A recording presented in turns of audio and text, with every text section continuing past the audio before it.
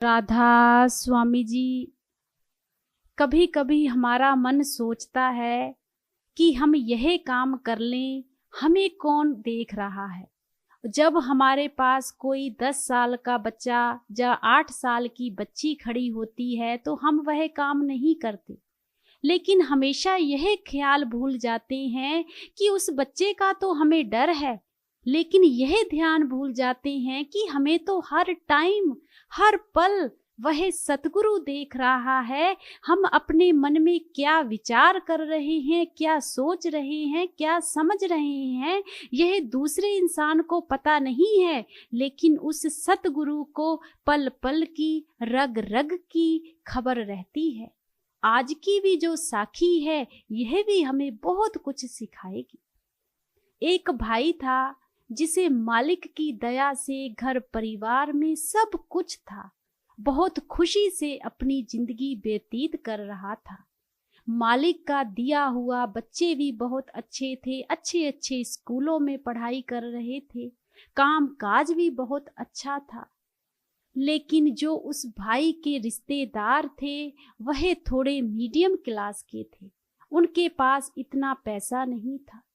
जब भी वह भाई अपने बहन भाइयों में, रिश्तेदारों में बैठता था तो एक ही बात कहता था कि पता नहीं, मैं भी उसी सतगुरु को मानता हूँ, तुम भी उस सतगुरु को मानते हो, पर पता नहीं तुम्हारे दिन अच्छे क्यों नहीं हो रहे हैं। तुम मेहनत नहीं करते हो, भजन सिमरन नहीं करते हो। तो वह परिवार वाले एक ही बात कह देते थे कि यह तो कर्मों का हिसाब किताब है, जो मालिक को अच्छा लगता है, पांचों उंगलियां एक बराबर नहीं होती हैं। लेकिन वह भाई कहता था ऐसा कुछ भी नहीं है। मैंने ऐसे बहुत से लोग देखे हैं जो भी सतगुरु को मानते हैं, उनकी चढ़ाई चढ़ती ही जा रही है, चढ़ती ही जा रही है। अब ऐसे ही वह भाई उस परिवार को कहा करता था। उस परिवार में एक माता थी जो बहुत सतगुरु से जुड़ी हुई थी, तो उस माता का भजन सिमरन भी बहुत था। वह माता अपने बच्चों से एक ही बात कहती थी कि बेटा, तुम उसकी बातों का बुरा मत माना करो, वह तो ऐसे ही बोलता है, पता नहीं उसकी जो बुद्धि है वह काम नहीं करती है। तो उसके बच्चे कहते थे कि माता, यह जो अमीरी गरीबी है यह तो मालिक के हाथ में है। पता नहीं, जब भी हम लोग इकट्ठे होते हैं एक ही बात कहता है कि तुम्हारा भजन सिमरन नहीं है, इसीलिए तुम नीचे गिर रहे हो, तुम सतगुरु को प्रेम नहीं करते हो, तुम हर सत्संग पर नहीं जाते हो, तुम सेवा पर नहीं जाते हो। अब कभी कभी घर में ऐसा समय आ जाता है कि नहीं जाया जाता है। अब यह भाई तो अपने घर में सुखी है, इसलिए हर सेवा में भी चला जाता है, हर सत्संग में भी चला जाता है। तो माता, हमें यह बातें अच्छी नहीं लगती, हम भी इसको कोई ना कोई बात जरूर सुनाएंगे, आप हमें मना कर देते हो। तो माता कहने लगी, बेटा ऐसे नहीं बनना है। वह जो मालिक है वह सब देख रहा है, वह सब सुन रहा है। हमें अपना मुंह खराब करने की क्या जरूरत है। बेटा, उस भाई के भी अपने कर्म बन रहे हैं, देखना एक दिन ऐसा जरूर आएगा कि उसको भी साबन लगा लगा के अपने आप को धोना पड़ेगा, तो तब वह सतगुरु से माफी मांगेगा। देखना, तुम समय जरूर आएगा। पर हम कभी किसी को कुछ नहीं कहेंगे, तुम बस शांत रहा करो।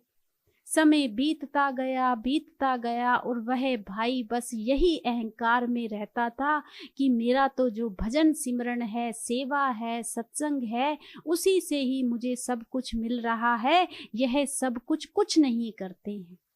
समय बीतता गया। एक बार उस भाई का बहुत ज्यादा बड़ा एक्सीडेंट हो गया।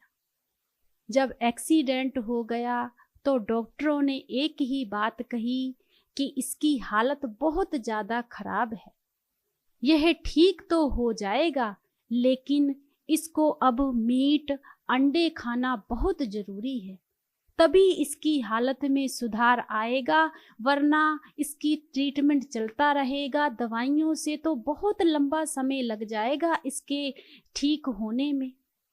जब यह बात उस भाई को भी पता लगी, परिवार वालों को भी पता लगी, तो उस भाई की वाइफ कहने लगी कि हम तो यह काम करेंगे ही नहीं।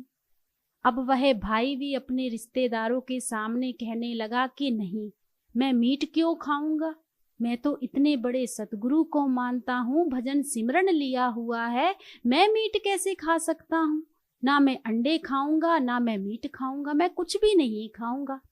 परिवार वाले भी जो दूसरे थे रिश्तेदार, वह कहने लगे कि यह तो तुम अच्छी बात कह रहे हो, मीट क्यों खाना है, इतनी ज्यादा दवाइयां हैं और भी कितना कुछ है खाने के लिए, फ्रूट है, दूध है, सब कुछ खाओ।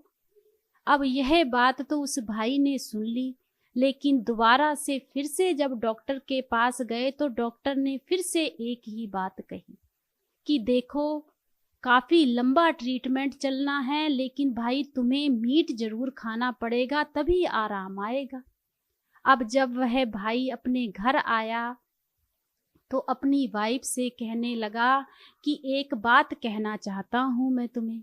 तो वाइफ कहने लगी, बताइए क्या कहना चाहते हो। तो वह भाई कहने लगा कि देखो, रिश्तेदारों को तो पता भी नहीं चलेगा और वह कौन हमें देखने के लिए आ रहे हैं, ऐसे तो मैं बिस्तर पर ही रहूंगा, क्यों ना मैं थोड़ा थोड़ा मीट खा लेता हूँ। अगर मीट नहीं खाना है तो चलो अंडे ही ले आया करो, मैं अंडे ही खा लिया करूंगा। जब यह बात उस वाइफ ने सुनी तो उस वाइफ की आंखों से आंसू और मन में क्रोध आ गया। वह अपने हस्बैंड से कहने लगी कि वाह सरदार जी, आपने तो आज बात ही ऐसी कर दी है, यह किस मुंह से आपने यह लफ्ज बोल रहे हो कि हमें कौन कोई देख रहा है, हम अंडे ही खा लेते हैं। आज तक तुम दूसरों को तो बहुत ज्यादा ज्ञान देते रहे कि तुम लोग भजन सिमरन नहीं करते हो, फलाना नहीं करते, यह नहीं करते, वो नहीं करते, इसीलिए तुम्हारे यह हालात हैं। आज वह तो सारे लोग अपने अपने घर खुशी से टाइम गुजार रहे हैं, लेकिन जो तुम्हारी हालत हो गई है, डॉक्टरों ने तो इतना भी कह दिया है कि तुम्हारी जो हालत है, कभी तुम जिंदगी में चल भी नहीं सकते और ऐसे ही तुम्हारा समय पूरा व्यतीत होगा। और आज यह बात तुमने कही तो कही कैसे, आज आपको देखने वाला कोई भी नहीं है। तो वह भाई कहने लगा कि आपने तो मुझे इतनी सारी बातें सुना दी हैं, अगर मैं यह चीजें नहीं खाऊंगा तो फिर मैं ठीक कैसे होऊंगा। तो वाइफ कहने लगी, देखिए, हम आपकी पूरी सेवा करेंगे, सब कुछ करेंगे, जो सतगुरु को मंजूर है, जिस हालात में हमें रखना चाहता है वह रख ले, लेकिन इस घर में ना तो मीट आएगा ना ही अंडे आएंगे। जब यह बातें उस भाई ने सुनी तो उस भाई को भी इस चीज का एहसास हुआ। वह भाई भी सोच में पड़ गया कि आज यह क्या हो गया है। आज तक तो मैं दूसरों को शिक्षा देता रहा कि तुम ऐसा करो, और आज मैंने इतनी बड़ी बात कह दी सिर्फ अपनी सांसों को बचाने के लिए, जिंदगी को बचाने के लिए, कि कहीं मेरी जान ना चली जाए और मैं मीट खाने तक आ गया। यह तो मुझसे सच में बहुत बड़ी गलती हो गई है। तब उस भाई को इस बात का एहसास हुआ। अब वह भाई सतगुरु से भी माफी मांगने लगा कि बाबा जी मुझे माफ कर दो, आज जो मैंने गलती की है इसकी बहुत बड़ी सजा है, आज मुझे माफ कर दो और मुझे तंदुरुस्ती दो कि मैं आपका भजन सिमरन कर सकूं। लेकिन उस भाई से ना बैठा जाता था, ना अच्छे से लेटा जाता था। लेटे लेटे ही वह भाई अपना सिमरन करने लगा, परिवार वाले उसकी सेवा करने लगे।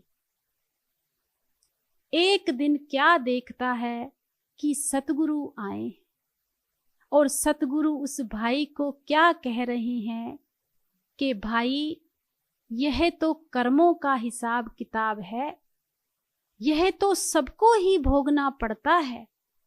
यह जो लेने देने हैं यह सबके ऊपर आते हैं और यही हमारे कर्म होते हैं कि जो छोटी छोटी बातें होती हैं यह हम किसी का दिल दुखा देते हैं, यह ही हमारे कर्म बन जाते हैं और इसका ही हमें भुगतान करने के लिए इस जिंदगी में तरह तरह के कष्ट झेलने पड़ते हैं। लेकिन जब तक हमारे शरीर पर या हमारे परिवार पर कोई कष्ट नहीं आता तब तक हमें एहसास भी नहीं होता कि असल में पूरे सतगुरु क्या है, असल में हमारी जिंदगी क्या है। जब यह बात उस भाई ने सुनी तो उस भाई को बहुत तगड़ा झटका लगा। तब उस भाई ने अपनी वाइफ को बुलाया और कहने लगा कि आज तो मेरे सतगुरु ने भी मुझे बहुत झिड़का है, बहुत डांटा है, बहुत बड़ी गलती हो गई मुझसे। मैं माफी मांगता हूं तुमसे कि मैंने यह बातें कैसे कही।